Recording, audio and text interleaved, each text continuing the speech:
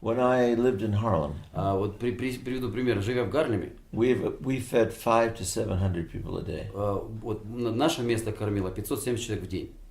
But here, Но здесь we tried to be family. Здесь другая. Мы не только пытались накормить, пытались быть семьей. And so it wasn't the number that we dealt with. Нас не интересовало так цифра и количество. It was how we dealt with it. Это нас интересовало, как мы с этим имели дело. We didn't hand out food. Мы не просто отдавали пищу. We invited them into our house. Мы приглашали их к себе в дом.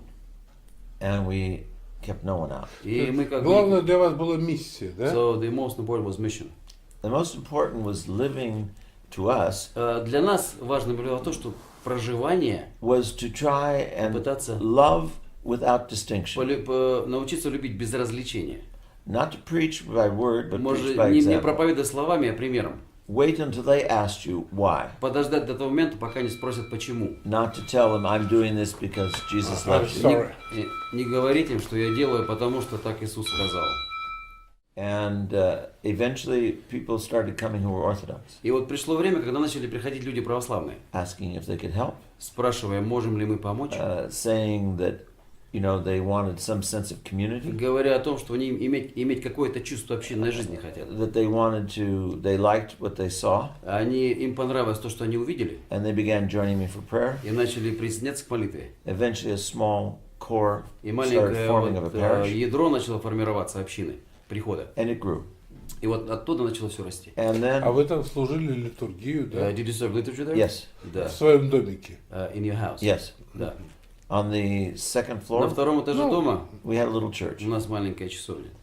And so what started out to reach out to the community at large, Я думаю, что то, что вот как-то вот вышло за пределы who were homeless, для бездомных. I realized that there were many spiritual homeless. И я в конце концов понял, что много духовных бездомных. And so the people came from all over Люди отовсюду приезжали. to join that community. И они приезжали, присоединялись к общине. в разных местах. Because we ate together, Потому что мы ели вместе, we had classes together, у нас были уроки вместе, we prayed together, молились вместе. we went out and served the homeless. И мы выходили на улицу, служили бездомным. Думаю, And so then people saw, and Orthodox people и православные люди увидели, saw what we were doing, видели, что мы делаем, and some began to join the и brotherhood. некоторые начали присоединяться в братство проситься. That's how the monastery И began. вот так начался монастырь. The А эти first, православные тоже бездомные, да? And Orthodox were coming, they were homeless as well. the Нет, Orthodox were coming for liturgy, Они, православные, приходили для